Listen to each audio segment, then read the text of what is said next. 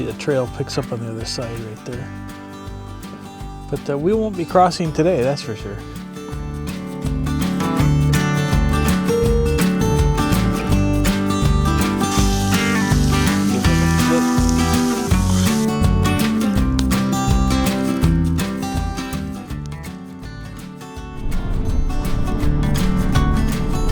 Hi there, welcome to the channel. I'm Matt. Today is the last episode of a number of different episodes I've done on about 1,200 mile trip. We left home, spent the night on the Missouri River, just north of Bismarck, North Dakota, then down to Picnic Springs near Ludlow, South Dakota, over the Montana line, and went to Medicine Rock State Park. And now we're pointed east again, and we're going to stay at the Cottonwood Campground in the Theodore Roosevelt National Park. We'll spend the last night here on the trip and then get up in the morning and head the rest of the way home. But we definitely have the Theodore Roosevelt National Park to check out today. It'll be a fun time. I see the snow starting to reappear on the ground here as I get further north and to the east. So it might be a little more challenging with the tent, but I'm sure we'll be fine.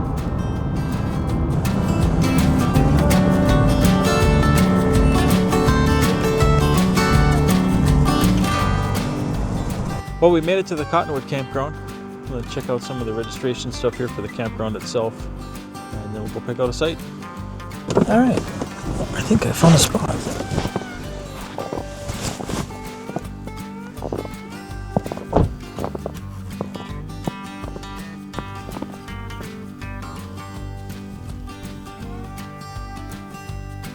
Beautiful. There's a couple of wild horses right over there. They did tell me when I bought my entrance pass to the park that there's a band of wild horses that does like to come through the campground as well. So it'll be fun. I think I'm going to clear off the snow here a little bit where I want to put the tent. Maybe it'll kind of melt a little bit as the day goes on. We'll put the tent up a little bit later today. Okay, I think I'm just going to clear away a little bit of the snow where the tent's going to go.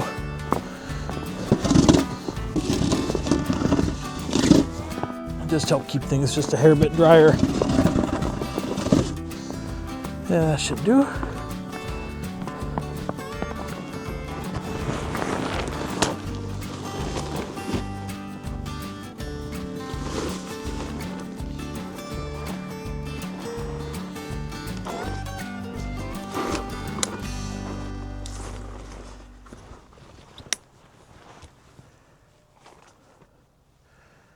Let's see here. I think we'll turn it this way. Not really going to be able to anchor it down. The ground's frozen, I'm sure. But I have enough gear in it that I'm not too worried. It's also not really windy. This park has a big scenic loop you can drive with some overlooks, some other stuff to see. And so I think we're going to drive that and kind of check out some of the stuff. I know there's one trail I want to try and explore a little bit. Let's go check it out.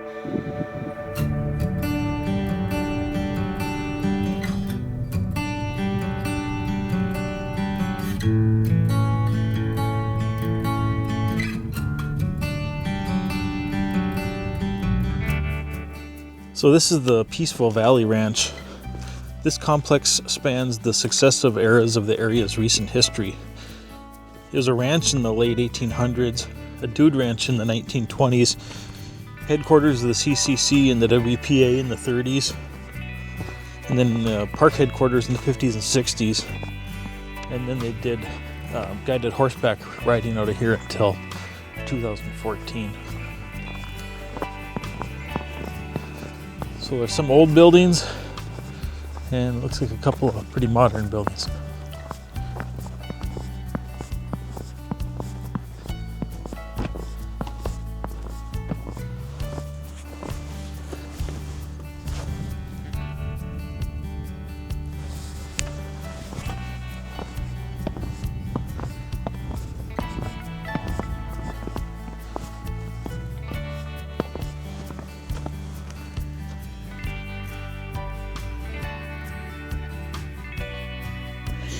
These buildings could tell some pretty neat stories, I bet.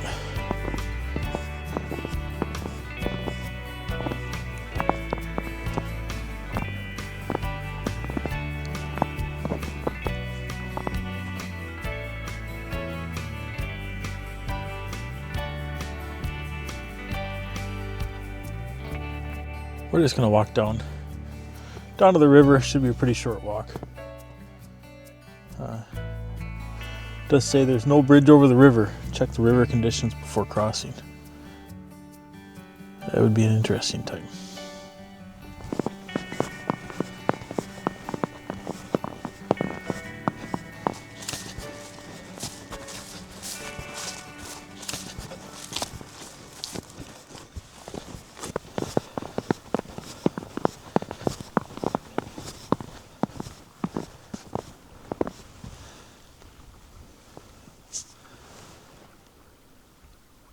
You can hear the water just kind of breaking up the ice and the ice chunks hitting each other.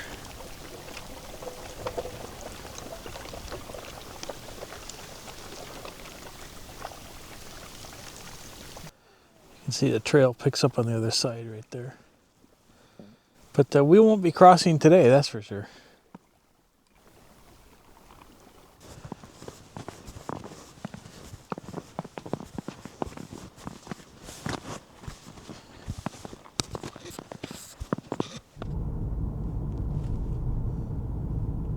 This is one of the prairie dog towns in Theodore Roosevelt National Park. The prairie dogs are black-tailed prairie dogs. They don't hibernate in the winter, but they are more dormant in the winter on the colder days, so they can stand around for longer periods of time. But then they will come up on the sunnier parts of the day, the warmer parts of the day, to continue to forage for food and whatnot. So we do see them running around a little bit. I've been here in the summer a few years ago, and the prairie dogs are running everywhere. So definitely a little bit quieter in the winter, but still neat to see them. It says the prairie dogs occupy about 2% of the park's land. This colony here is about 220 acres. It's limited by a number of different factors, things like rainfall, just the territory around it, predators, that sort of thing. But it says it's a stable population. These prairie dogs have been here since about 1943.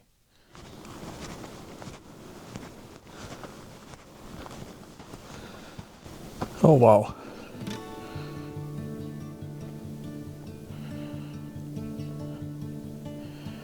A beautiful view. Let's go walk over there to that point. I'm imagining the view's quite a bit better over there.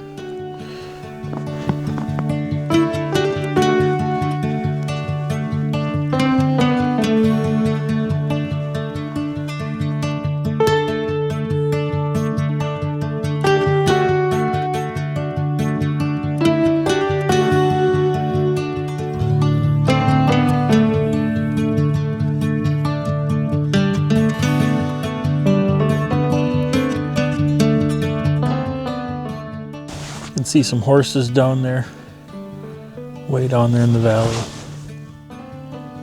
Just beautiful.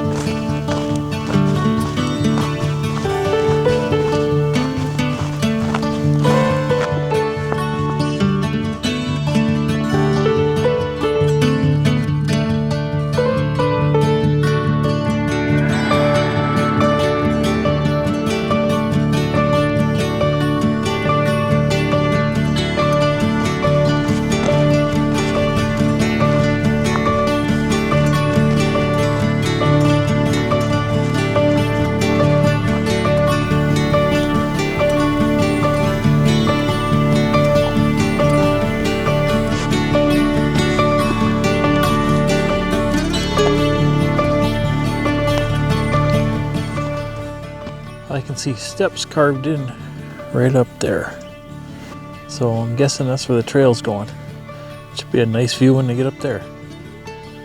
Take a break right here maybe at the benches. Even from here, I can hear the water and the ice down in the river. The ice knocking against other pieces of ice. It's hard to imagine being a rancher here in the late 1800s. This is some pretty rugged terrain right here. Absolutely beautiful though. Theodore Roosevelt first came to the Badlands in 1883 to hunt bison, later investing in cattle ranches. His experiences here helped shape his conservation ethic. This park wasn't formed by Theodore Roosevelt though. It was actually formed by Harry Truman in 1947, originally named the Theodore Roosevelt Memorial National Park. It was the only memorial national park in the system. The North Unit was added to the park in 1948. In November of 1978, the park was redesignated simply as the Theodore Roosevelt National Park. The park consists of 3 units. The North Unit, the South Unit, which is the one we're in, and the Elkhorn Unit, which is a 0.5 acre unit that is where Theodore Roosevelt had set up his ranching operation at one time.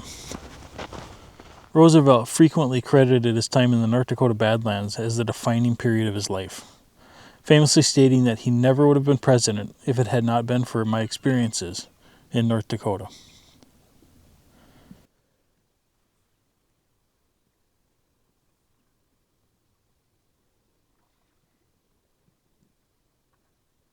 Time to head back to the car.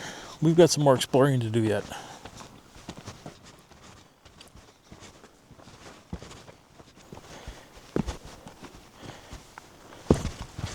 It's hard to imagine these holes caused by the wind. That's the sandstone though. It's very light. It almost sounds like a plastic or a cardboard. I mean, very light stone. But we definitely saw lots of evidence of that yesterday at Medicine Rocks. Lots of holes caused by the wind there, and some by the rain. It's a pretty amazing place, Medicine Rocks. If you didn't see the video, I'd encourage you to go back and watch it. I've never seen anything like it.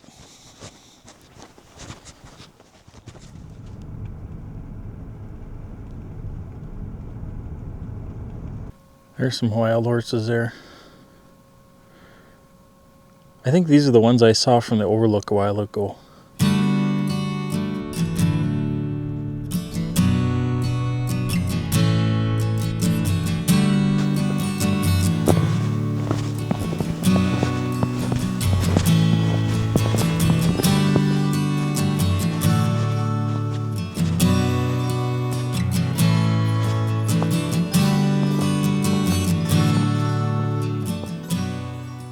How can it be 3 in the afternoon and I'm the only person to have walked this trail, seen this beautiful scenery in the day today?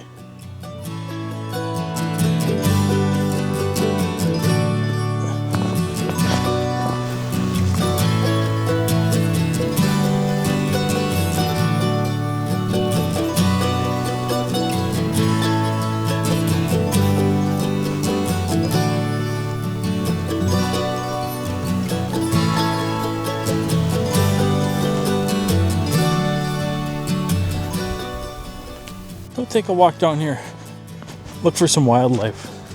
That's always fun.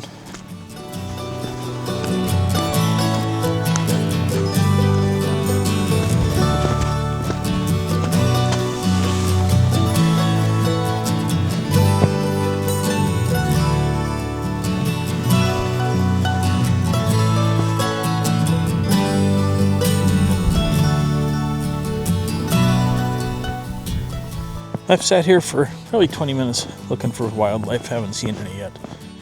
Got one more part of this trail I'm going to walk down here to another piece of overlook here.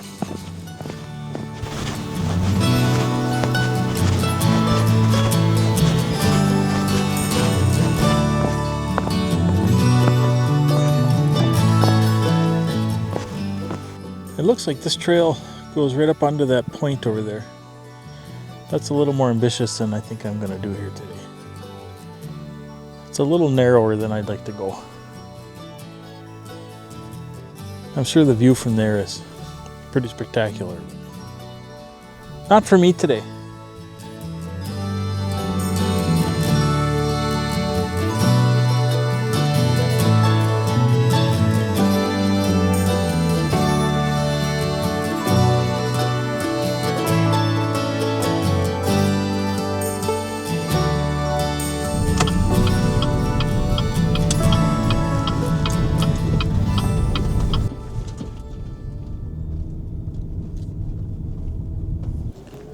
I found the buffalo.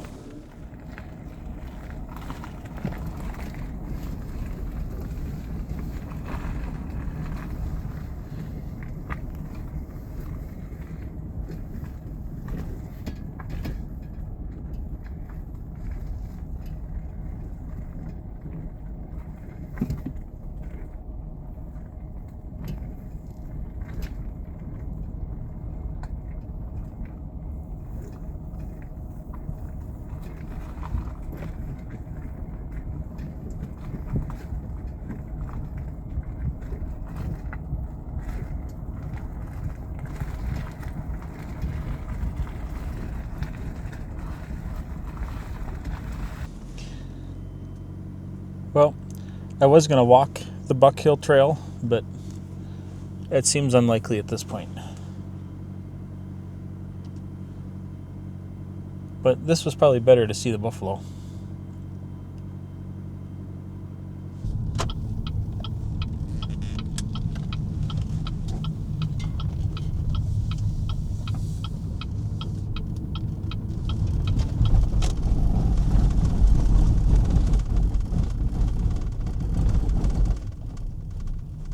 This is the Coal Vein Nature Trail, which is goes around and through a coal vein fire from 1951 to 1977. I was going to hike this trail as well, but another buffalo down there, so I think we'll steer clear.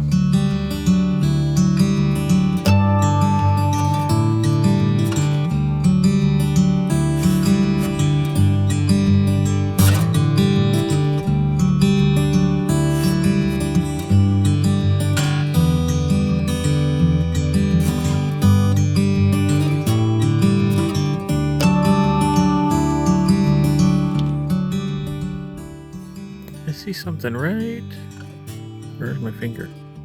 Right up there on that hill. Not sure if it's a deer or an elk. It's definitely too far for the camera, but it's also too far for me.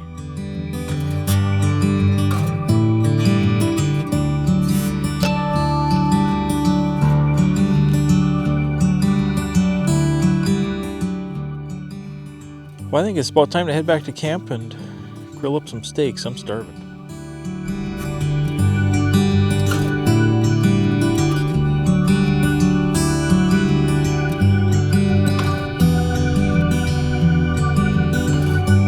Wild turkeys crossing the road.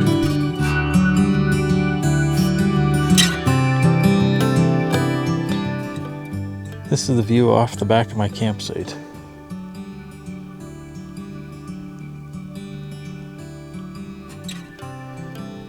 Pretty nice.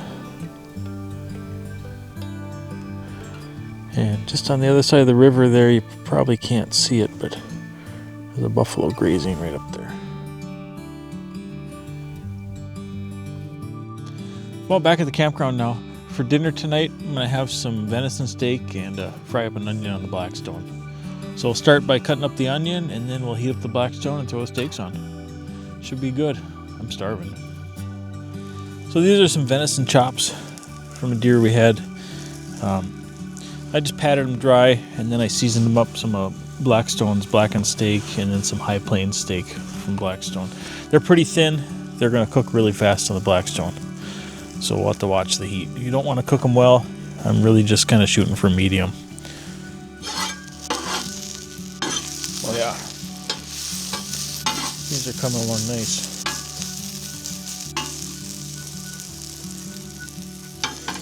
Alright. Trying to heat down on the onions just a little bit. Don't want to burn them, I just want to cook them. Put just a little bit of oil down for the steaks here. Obviously the grill is tilted a little bit, if you couldn't tell. Put the steak seasoned side down. I already turned this burner on high a couple minutes ago, so nice and warm there.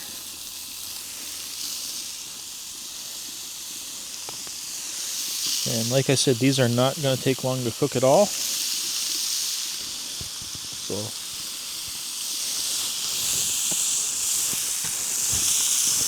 we'll season this side here. And really not a lot of seasoning either because they're so thin. Alright, it's probably been about 2 minutes maybe. We'll give them a flip.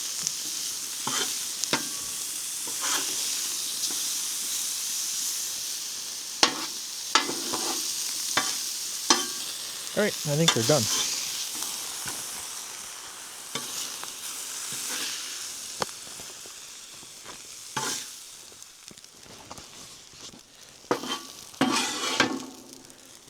Oh.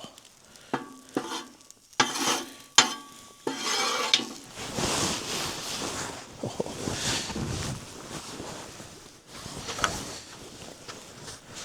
This should be good. Maybe a little overdone. I still got some pink in there. That one's probably medium well. But I'm going to enjoy this. Enjoy watching the buffalo. And I'll see you when I'm done.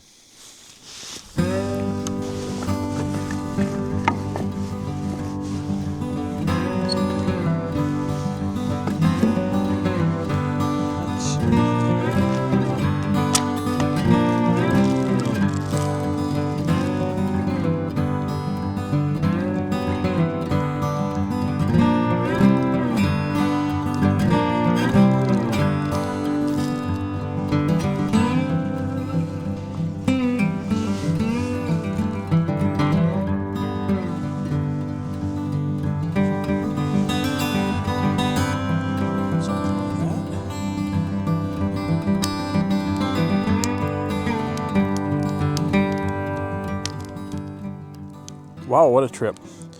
We started at the banks of the Missouri River. We moved through the high plains and the winds of South Dakota, hiked in the sandstone pillars of Montana, and now here we are finishing off at the Badlands of North Dakota.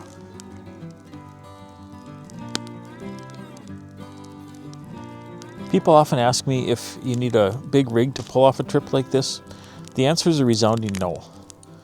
Sleeping in the tent, you're part of the landscape.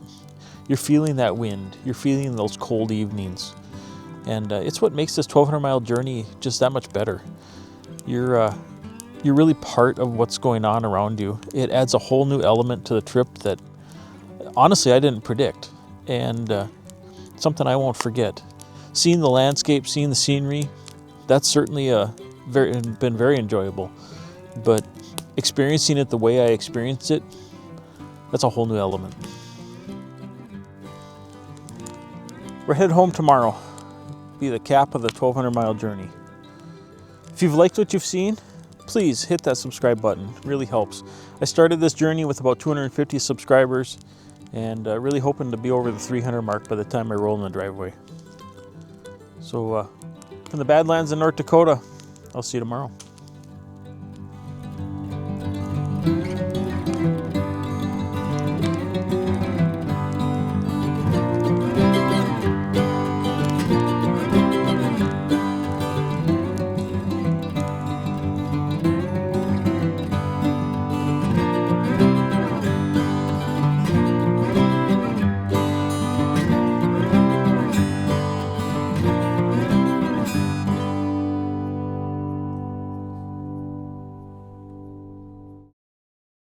Hey, good morning.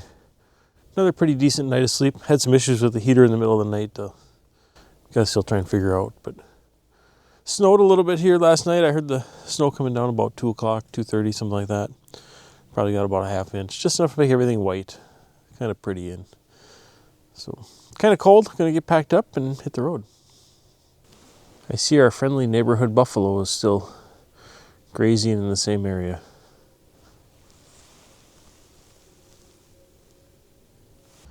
Well, this is the final load up. The fire's out, the tent's stowed away in the car. I'm ready to head back home. About 1,200 miles through 3 states, lots of scenery I'll never forget. Lots of wind too. Sure was nice to have you guys along. Made the journey feel just a little bit less solo. I'm sitting at 256 subscribers right now. I have one mission left. Get home, start getting this video edited for you guys. If you enjoyed what you've seen here, please hit that subscribe button. I really would like to make it over 300 before I cross the driveway. I'll see you back at the woods.